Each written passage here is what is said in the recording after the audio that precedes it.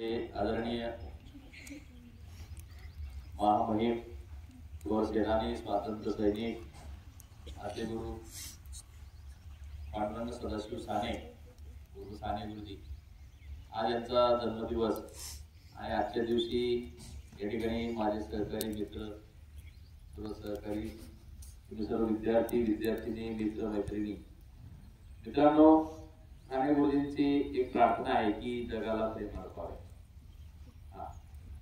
त्याच्यात एवढी अर्थवत प्रार्थना आहे की दयाला जागून उठवावे जगाला प्रेम अर्पावे जगी जे दीन पद दलित म्हणजे खरं पाहता आपण पाहतो बरेच वक्त्यांचे शब्द ऐकतो बऱ्याच थोर सेनानी असतील थोर स्वातंत्र्य सैनिक असतील बऱ्याच लोकांचं आपण ऐकत असतो आणि असं ऐकत असताना आपल्याला एक आठवण येते की साने गुरुजी आता आपण पाहिलं की संत ज्ञानेश्वर माऊली यांना माऊली म्हटलं जातं तसं साने गुरुजी हे देखील माऊली होते।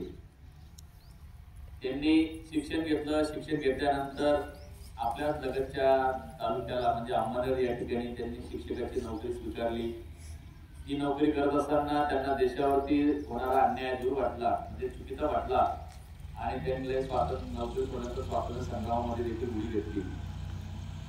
आणि विशेष करून सांगतो की साने गुरुजी म्हणजे त्यांनी त्यांच्या जीवनामध्ये म्हणजे तुरुंगवासही भोगला म्हणजे अन्याय अत्याचार सहन करण्याच्या विरुद्ध मवाळ प्रेमाने असा आवाज उठवला आणि तुरुंगवास भोगला आणि तुरुंगवास भोगत असताना त्या ठिकाणी तुरुंगामध्ये सुद्धा शांतपणे त्यांनी त्या ठिकाणी एक पुस्तक लिहिलं आणि ते पुस्तक लिहून तुमच्या माझ्यासाठी ते प्रकाशित केलं गेलं आणि त्या पुस्तकाच्या माध्यमातून तुम्हाला मला सगळ्यांना साने गुरुजी कळाले।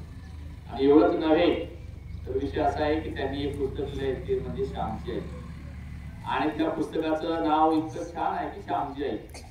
आता श्याम म्हटला म्हणजे आपल्याला नाव वेगळं वाटतं श्याम म्हटलं नाही का पण श्याम हे कृष्णाचं नाव आहे मित्रांनो।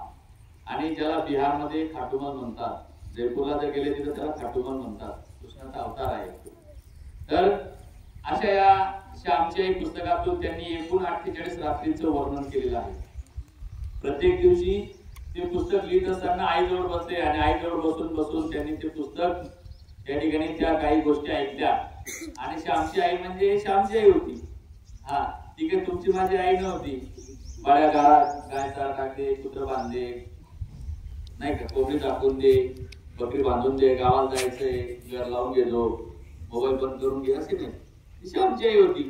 तर ती श्यामची आई म्हणजे श्यामची आई आणि ती श्यामची आई त्या श्यामला वेगवेगळ्या प्रकारची उदाहरण देत होती। रामाच्या सीतेच्या महाभारतातल्या गोष्टी सांगत होती म्हणजे जे काही घडलेलं होतं जुन्या काळामध्ये त्या गोष्टी सांगत होत्या आणि हे सांगत असताना साने गुरुजी ते शिकत होते आणि हे शिकत असताना एके दिवशी असं घडलं पूर्वीची जी पद्धत होती आता पद्धत आली आहे तर म्हटले की सर तुम्हाला त्या रात्रीचं वर्णन सांगणार आहे पण ती रात्री एवढी छान आहे की खरोखर कित्येकदा सांगावी आणि कित्येकदा ऐकावी आणि त्याच्यातून खूप शिकायला भेटतं।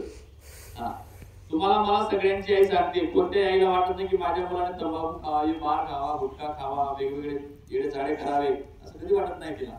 पण काय होतं आपल्याला संगत गुण सोबत गुण आपण थोडे मोठे होतो पहिली दुसरी तिसरी चौथी पाचवी सहावी सातवी आठवी नववीला जातो आपण आणि नववीमध्ये गेल्यानं आपल्या डोक्यामध्ये काहीतरी वेगळं फूड येत असतं आणि हे फूड आल्यानंतर आपण काय करतो थोडस जगाच्या वेगळ्या भागाकडे जायचा प्रयत्न करत असतो आणि वेगळ्या भागाकडे जात असताना आपण आपलं स्वतःला नाळून घेतो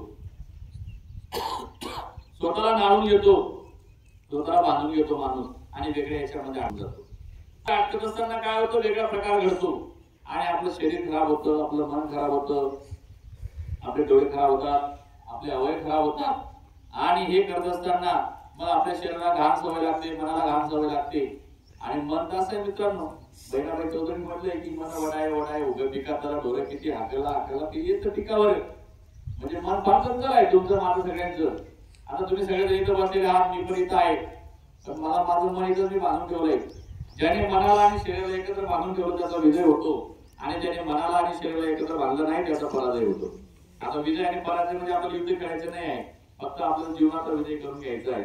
आता जीवनाचा विजय करत असताना सगळ्या गोष्टी आपल्याला भेटतील हे शक्य नाही आणि सगळ्या गोष्टी आपल्याला प्राप्त होतील हे पण शक्य नाही. आणि हे करत असताना बऱ्याच गोष्टी घडत असतात आणि मग त्यावेळेस आपल्याला मनाला आपण त्या ठिकाणी थांबून घ्यायचं असतं. मनाला सांगायचं असतं की बाबा रे थांब थोडंसं, सांगायचं की बाबा थोडं थांबून घे, आता ही गोष्ट मला भेटणार नाही आहे आणि हे मला भेटणार नाही म्हणून मी थांबून घेतलं पाहिजे. पण आपण नाही, त्या ठिकाणी लगेच रागाने पाहतो, आपल्या मनामध्ये न्यूनगंड निर्माण होतो आणि आपल्या मनामध्ये न्यूनगंड निर्माण झाल्यानंतर आपण थांबून जातो. नाही मित्रांनो, थांबायचं नसते. हे पहा, एक हरण असते, हरण ती एका पिलाला जन्म देते आणि पिलाला जन्म देत असताना त्या ठिकाणी लगेच सिंह येतो आणि सिंह आल्यानंतर त्या सिंहाला सुद्धा दया येते. काय येते सिंहाला? दया येते. हरण पिलाला जन्म देऊन पडून जाते आणि पडून गेल्यानंतर, हरण पडून गेल्यानंतर सिंह हरणीच्या बरोबर पडू शकत नाही, म्हणून तो सिंह त्या पिलाजवळ येऊन बसतो आणि पिलाजवळ आल्यानंतर त्या सिंहाला वाटतं की आपण या हरणीच्या पिलाजवळ आलेलो आहोत आणि आपण जर या हरणीच्या पिलाला खाल्लं तर आपल्याला पाप लागेल. सिंहाला पाप पुण्य माहित नसतं, परंतु त्या हरणीच्या छोट्याशा पिलाला पाहून सिंहाला दया उत्पन्न होते. त्याच्या मनामध्ये एक चांगला भाव निर्माण होतो आणि तो म्हणतो की नाही, आपण जर हिचं पिलू खाल्लं तर ही हरण रडेल, ही हरण व्याकुळ होऊन जाईल, ती शोक करेल आणि शोकामध्ये ही कदाचित मरू शकते आणि पिलू ती मरून जाईल. कारण सिंहाने पिलू खाल्लं म्हणजे परत भेटणार आहे का? नाही. तर ते सिंहाला देखील दया येते आणि ती दया आल्यानंतर तो सिंह म्हणतो की नाही, हिचं पिलू आपण खायचं नाही, आपण हरणीची वाट पाहायची. कोणाची वाट पाहायची? हरणीची वाट पाहायची. कारण का? कितीही आई क्रूर असेल, शेवटी तिला लेकराला दूध पाजण्यासाठी यावं लागेल. म्हणून ती आई म्हणजे ती हरीण आपल्या पिलाला आपल्या जन्म दिलेल्या पिलाला, जन्मात घातलेल्या बाळाला दूध पाजण्यासाठी येईल आणि मग मी तिची शिकार करेल. काही ठिकाणी परमेश्वर साक्षी असतो, आपण म्हणतो की देव नाही, देव आहे, सगळ्या ठिकाणी देव आहे, जीवनशास्त्र सगळ्या ठिकाणी देव आहे, 100% आहे हे मी मानतो. कदाचित काही लोक मानत नसतील, देव सगळ्या ठिकाणी आहे. मग तो सिंह तिथं बसून राहतो, परंतु कालांतराने दुसरे प्राणी येतात, जे दुसरे प्राणी सिंहाच्या त्या हरणीच्या पिलाची शिकार करणार होते, पण सिंहाला बघून कोणताही प्राणी तिथे येत नाही. म्हणजे हरणीचं पिलू वाचतं आणि मग शेवटी त्या सिंहाला वाटतं की आता आपण या ठिकाणी किती वेळ बसलो तर हरीण येणार नाही. आणि जर हरीण आली तर आपण हरणीची शिकार करायची नाही, कारण तिने एका बाळाला जन्म दिलेला आहे, तिचं लहानसं बाळ आहे. मग शेवटी ती हरण येते त्या बाळाजवळ, पिलाजवळ, तर सिंह तिच्याकडे बघत नाही, ती घाबरत येते. कारण शेवटी सिंह म्हटलं म्हणजे काय, आपण जाणार का सिंहाजवळ? आपण कुत्र्याला घाबरतो. मग शेवटी त्या सिंहाला दया वाटते. सिंह त्याच्या भाषेमध्ये सांगतो, त्याने जांभळी दिलेली असते आणि सिंहाने दोन्ही पायाचे वर करून त्या हरणीला अशा शुभेच्छा देत, कारण तू बाळाला जन्मात घातला, तू दूध पाज, त्या बाळाला मोठं कर. आपल्याला सिंहाने आपल्या मुलाला वाचवलं, म्हणजे आपल्या लेकराला वाचवलं, आपल्या बाळाला वाचवलं. आणि हे वाचवत असताना मग शेवटी तो सिंह तो माघारी जातो, तो शिकार करत नाही. म्हणजे हरणही वाचते, बाळही वाचतो आणि पिलूही वाचतं. आणि मग त्या हरणीला कळलेलं असतं की सिंह माझ्या मुलाचं राखण करतोय, म्हणजे माझं देखील राखण करणार. म्हणून ते सिंह जसं परत गेला आणि त्या हरणीलाही वाटलं की नाही, सिंह हा सिंह नसतो, सिंहामध्ये प्रत्येक वेळेस शिकाराची बुद्धी नसते, तर तो प्रत्येक काही वेळेस ते सोडत असतो. त्याच्या बऱ्याच गोष्टी असतात जीवनामध्ये. हे असं बोलले की श्याम जेव्हा साने गुरुजी आजारी पडले, साने गुरुजी जेव्हा आजारी पडले तेव्हा साने गुरुजीला स्वप्न पडलं. खरोखर मित्रांनो, तुमची जर खरोखर आईवडिलांना निष्ठा असेल तर तुमच्या मनामध्ये साहजिकच त्या ठिकाणी प्रेमभाव निर्माण होईल, हे नक्कीच आहे. म्हणून असंच करत असताना एक दिवस काय झालं, पूर्वीच्या पद्धती होत्या. पूर्वी कसं होतं, बाथरूम नव्हते, पूर्वी अंगणामध्ये असा धोंडा ठेवलायचा, दगड ठेवलायचा आणि त्या दगडावरती आंघोळ केली जात होती. आणि आंघोळ करत असताना पूर्वी कसं लहान पोर घातले असतात, लहान पोर काय आईला जे सांगतात ते आईला करावं लागतं, आईकडनं जे मागितलं ते आईला द्यावं लागतं. मग त्यावेळेस साने गुरुजींची आंघोळ झाली, म्हणजे श्यामची आंघोळ झाली आणि लगेच श्याम म्हणाला, आई म्हणली की लगेच श्याम निघा जा घरात. आई म्हणली की नाही, माझं पाय आंघोळ चांगले स्वच्छ केलेलं आहे, तर माझ्या पायाच्या तळव्यांना माती लागेल, म्हणून तू आता असं कर आई की तुझी जी साडी आहे तो साडीचा असा पदर टाक आणि अर्धी साडी सोड, असा पदर टाक आणि मग मी घरात जाईल.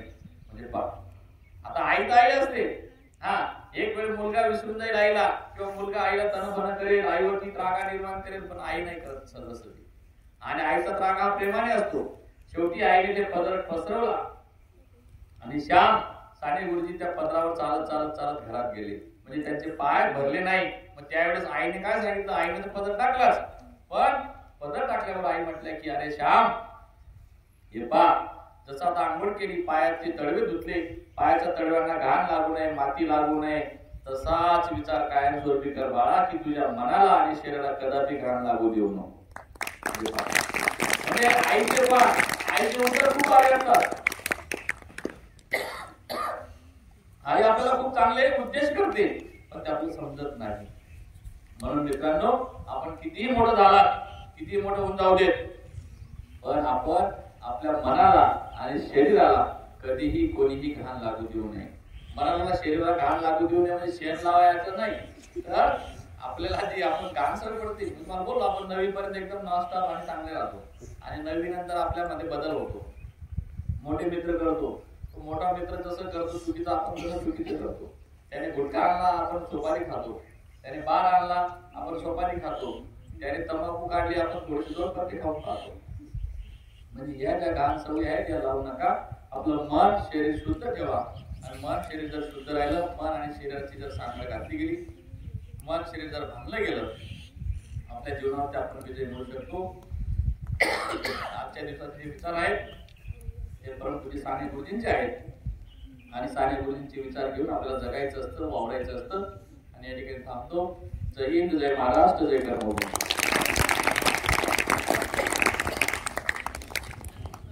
धन्यवाद सरजी.